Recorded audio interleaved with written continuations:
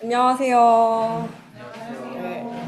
네, 저는 길섭교회 교인 이소민이라고 합니다.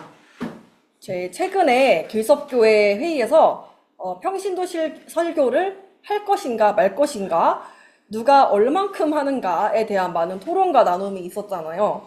그 이후로 처음으로 제가 공동체 설교를 맡게 된 것에 대한 부담이 없지 않았으나 감사하게도 이 부담이 이번 설교 준비에 긍정적으로 작용됐고, 이 기회에 저희 공동체와 신앙생활에 대해 저도 깊게 고민할 수 있었어요. 그래서 설교할 기회를 주셔서 다시 한번 정말 감사드립니다. 저를 모르시는 분들을 위해 잠깐 소개를 하자면, 저는 2016년 호주 시드니에서 유치원 선생님으로 처음 일을 시작했어요. 그리고 한국에 돌아와서는 초등 영어 선생님으로 4년째 가르치는 중입니다.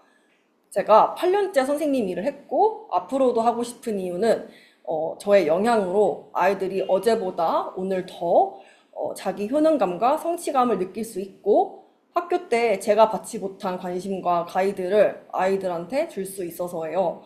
뭔가 영향력 있는 사람, 중요한 사람이 된 느낌을 선생님을 하면서 처음 느껴봤던 것 같아요. 어, 오늘은 어떤 이야기를 할까 고민 많이 했거든요. 앞전에 저희 교회 석학분들이 해주신 것처럼 저도 좀 수준 있는 신학책을 한 권 좀 힘들어도 쭉 읽고 강연 형식으로 해봐야 되나, 아니면 기성교회 목사님들처럼 해봐야 되나, 여러 가지 생각들을 했는데, 평신도 설교는 뭐니 뭐니 해도 우리 교회의 다양한 배경과 생각을 가진 사람들이 좀 컬러풀하게 장식해주는 게 좋잖아요. 그래서 오늘 저는 길섭교회를 하나의 교육기관이라고 가정을 하고, 저만의 언어로 교육의 관점에서 길섭교회가 현 교인과 그리고 잠재적 교인들에게 어떤 스카폴딩, 한국말로는 어떤 발판을 제공해야 하는지 몇 가지 제안을 드려보려고 해요. 첫 번째로 교육 용어로는 backward design, 거꾸로 디자인, 즉 목표의 중요성에 대해 얘기를 할 거고, 두 번째로는 comprehensible input, 이해 가능한 입력, 그리고 마지막은 길섭 디다케에 대해 얘기해 볼 거예요. 오늘 본문을 정할 때 성경에서 교육을 가장 잘 말해주는 부분이 어딜지 찾아봤거든요. 그러다가 외경 중에서 디다케라는 책을 알게 됐어요. 디다케는 1, 2세기에 길섭교회 같은 초대 교회들이 널리 읽은 일종의 기독교 핸드북 같은 건데요. 150년 전쯤에 그리스 정교회 브리엔니오스라는 분이 이스탄불의 예루살렘 수도원 도서관에서 처음 발견을 했어요. 지금은 사본이 예루살렘에 저장돼 있습니다. 예수님 시대 이후에 사도들은 이방인들에게 예수님에 대해서 설명을 해야 되는데, 사실 다신론자인 이 사람들이 입장에서는 예수님이라는 사람은 예수님이라는 또 하나의 신을 그냥 얹어주는 격이 되잖아요. 그러니까 설득하기가 쉽지 않았을 거예요. 그리고 또 당시에 유대인들의 기준에 이 이방인들은 태어날 때부터 좀 부정하다라고 이제 여겼기 때문에 그들을 심지어 개라고까지 불렀다고 합니다. 그러니까 학생으로 치면 처음부터 하나하나 차근차근 가르쳐야 되는 그런 신입생처럼 본 거죠. 이런 이방인들을 이제 교육하고 세례하고 교회 생활을 잘 할 수 있도록 디다케가 핸드북으로 쓰여진 거예요.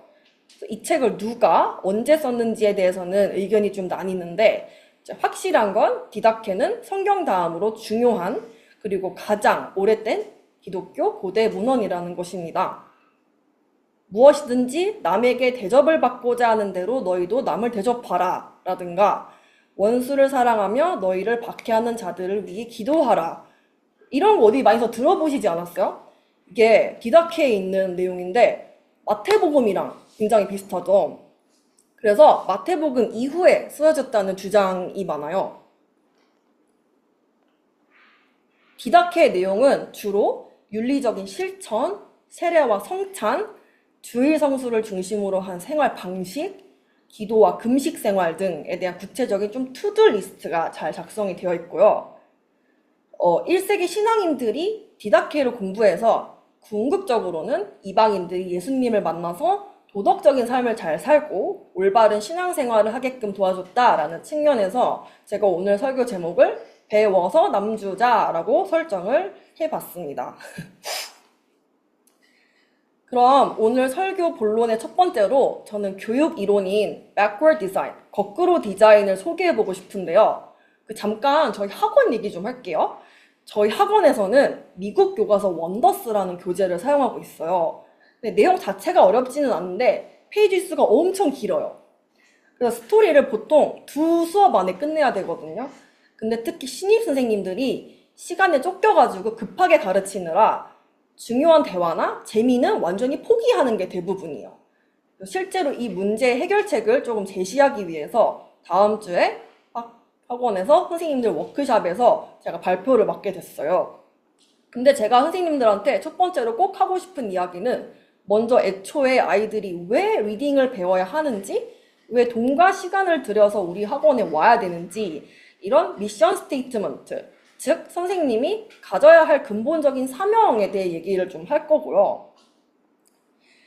그리고 backward design, 거꾸로 디자인에 따라 학습 목표를 먼저 정하고 그 이후에 어떤 시험을 낼지, 어떤 액티비티를 할지 정해야 된다라고 강조를 할 거예요. 이게 되게 당연한 얘기 같은데 생각보다 많은 선생님들이 그냥 진도 빼기에 급급해서 목표 없이 그냥 가르쳐요. 그래서 이야기의 장르가 소설인지 비소설인지 어떤 리딩 스킬에 초점을 맞출지 빨리 훑고 넘어갈지 자세히 다룰지 이런 걸 좀 구별을 해야겠죠. 이렇게 하면 선생님들도 애들도 재미없고 힘든 수업을 조금 할 일이 조금 줄어들겠죠. 오늘 본문인 디다케도 학습 목표를 분명하게 제시를 하고 있습니다. 1장 1절에서 두 가지 길이 있습니다. 하나는 생명의 길이고 다른 하나는 죽음의 길인데 두 길의 차이가 큽니다. 라고 소개를 하는데 기독교 신앙을 막 가지기 시작한 성도들이 디다케를 통해 오롯이 생명의 길에 가는 것을 목표로 한다라고 적어 놓은 거죠. 그러니까 길석교회로 말할 것 같으면 우리 교회는 항상 다양한 신학적 해석과 현대 신학자를 소개하는 설교를 많이 하잖아요. 근데 신앙생활에서도 이렇게 목적이 없으면 아무리 좋은 설교라도 이해되는 설교가 아니라 그저 앉아만 있게 되는 설교가 되는 것 같아요.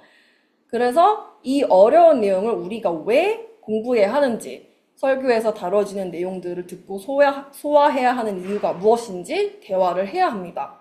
근데 사실 저희끼리는 이런 얘기를 많이 했어요. 근데 외부인들에게도 이런 대화 내용이 전달이 됐는지는 모르겠어요. 그리고 생각해보면 제가 학교 다닐 때도 영어 수학 공부 왜 해야 되는지, 수능 공부 왜 하는지, 그러니까 근본적인 이유를 선생님들이 학생들에게 좀 진지하게 설명해 준 적은 없는 것 같아요. 저부터도 학원에서 새학년 시작하면 영어 공부는 왜 하는 거야? 이런 얘기보다는 그런 건 당연히 알 거라 생각하고 바로 진도부터 나갔거든요. 개인적으로는 신학을 조금이라도 공부해 보니 기존에 알고 있던 생각이 얼마나 편협했는지 알게 됐고 스스로와 다른 사람들을 정죄하는 습관을 버리게 됐어요. 근데 사실 신학 공부가 아니라도 무엇이든 공부를 하면 다른 사람의 이론이나 당장 실현 가능하진 않더라도 이론적으로 올바른 것들에 대해 알게 되잖아요. 근데 이것들이 자꾸 쌓이다 보면 결국 타인의 이야기를 듣는 시야가 좀 열리게 되는 것 같아요. 저의 경우는 교육을 공부하고 회사에서 좀 더 큰 그림이랑 방향성을 보기 시작했고요. 여러분도 자신만의 신앙생활을 함에 있어서 설교를 듣거나 책을 읽는 등의 공부를 하는 목적에 대해서 생각을 해보고 내 신앙의 목표에 대해서도 같이 이야기를 나누어 보면 좋을 것 같아요. 그럼 두 번째로 comprehensible input, 이해 가능한 입력에 대해 얘기해 보려고 하는데요. 다들 영어 공부 많이 해보셨죠? 어떻게 하면 영어가 잘 들리냐라고 하면 보통 영어를 무조건 틀어놓고 그냥 듣다 보면 귀가 뚫린다 이런 얘기 많이 하잖아요. 그러나 교육학자 크라시엔의 이해 가능한 입력 이론에 따르면 사실이 아닙니다. 예를 들어 히브리어를 단 한 번도 배운 적이 없는 사람이 히브리어 대화문을 100번을 듣는다 해서 갑자기 이해될 리가 없잖아요. 기본적인 히브리어 표현을 배우고 한글 자막을 보고 그 다음에 영어 자막 보고 그 다음에 자막 없이 100번을 들으면 또 모를까 그렇잖아요. 근데 길섭교회가 항상 매주 퀄리티 높은 설교로 참여하시는 많은 분들에게 유용한 생각할 거리를 던져주고 있는데요. 우리 교회에 평균적으로 들어오는 3040 세대의 학생 또는 직장인들에게 이해 가능한 인풋을 잘 하고 있는지 한번 생각해 봐야 될 것 같아요. 자, 여기 보시는 표는 러시아 심리학자 비고스키가 제안한 Zone of Proximal Development, 한국어로는 근접 발달 영역 이론의 한 표인데요. 세 단계가 있습니다. 선생님의 도움 없이 스스로 이해할 수 있는 영역 1, 그 다음에 도움을 받으면서 이해할 수 있는 영역 2, 그리고 전혀 이해할 수 없는 저 멀리에 있는 영역 3, 이렇게 세 개가 있어요. 제 생각에 가끔 길섭교회에서 나누는 대화들이 2, 3단계 그 중간쯤 어디 걸쳐 있는 것 같아요. 그래서 크라셰는 학습을 할 때 입력이 가장 이상적으로 이루어지기 위해서는 이해 가능하고 흥미가 있고 주입이 아닌 자연적인 것들을 가르쳐야 된다라고 얘기를 했고, 특히 많이 반복을 해야 된다라고 강조를 했어요.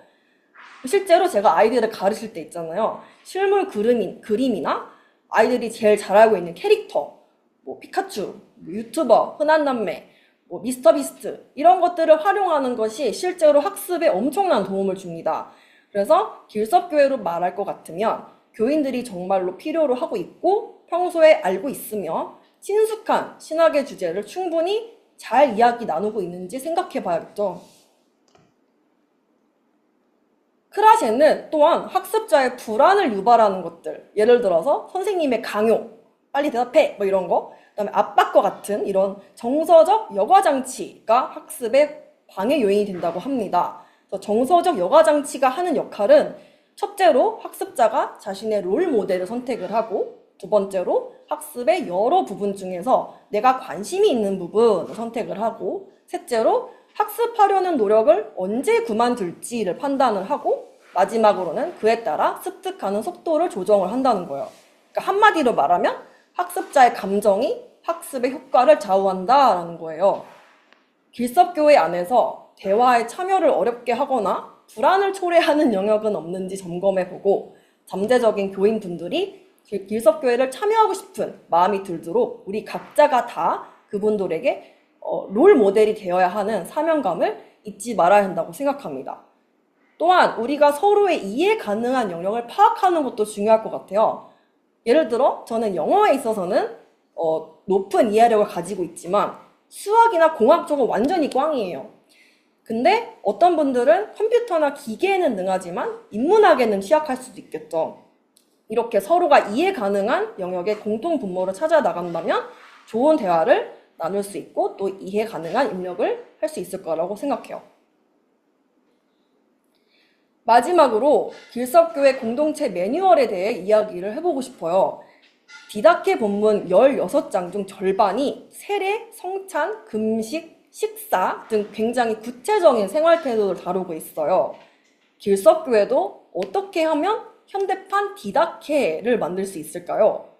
예를 들면 이번에 예배팀을 새롭게 개편하고 확장하는 일도 예배를 정례화하고 활성화하는 하나의 디다케가 될 수 있겠죠. 또한 워크샵에서 교회의 미래를 얘기하고 고민하는 것도 일종의 디다케가 될 수 있겠죠. 다른 교회에서는 새신자가 오면 뭐 풍성한 삶의 초대 이런 교육 프로그램을 한다든가 신앙을 고백한다든가 하는 이런 것들이 디다케가 될 수 있을 것 같아요. 그리고 이제는 교회 생활에서 더 나아가서 설교를 듣고 또 새로운 내용을 배운 뒤에 각자 집으로 돌아가서 새 일주일을 시작할 때 바쁜 일상 속에서 어떻게 행동하고 실천할 것인가 하는 일상의 디다케를 고민해 볼 때가 되었습니다. 우리 교회에서 구체적인 생활 방식, 선행, 마인드셋, 의도적으로 좀 더 관심을 가져야 할 이웃이나 사회 현상에 저희들끼리의 합의가 잘 이루어지는지 살펴보아야 할 것입니다. 네, 결론입니다. 길섭교회는 여기서 머무는 것이 아니라 다 같이 배워서 다음 세대를 준비하며 나아가야 합니다. 이것을 영어로는 generativity, 한국어로는 생식성이라고 하는데요. 저에게 있어 교육은 디다케에서 말하듯 얻기 위해 손을 벌리지 말고 주기 위해 오므리는 행위이고 그것이 나에게도 이웃에게도 윈윈으로 작용한다고 보고 있어요. 그러나 동시에 디다케 6장 2절은 이렇게 말합니다. 당신이 만일 당신의 멍에를 전부 질 수 없다면 당신은 완전하여질 것입니다. 그러나 만일 그렇게 할 수 없다면 당신이 할 수 있는 것이라도 하시오 라고 말입니다. 지금부터 완벽하게 모든 것을 할 필요는 없습니다. 당장에 할 수 있는 것부터 차근차근 해나가면 됩니다. 길석교회가 다음 세대 다음 세대 교인들과 잠재적인 신앙인들에게 올바른 가르침과 선한 영향력을 전달할 수 있도록 오늘 제가 목표 설정, 이해 가능한 인풋, 그리고 길석 디다케를 개발해 나갈 것을 제안 드렸습니다. 그럼 오늘의 설교는 이만 마치도록 하겠습니다. 들어주셔서 감사합니다.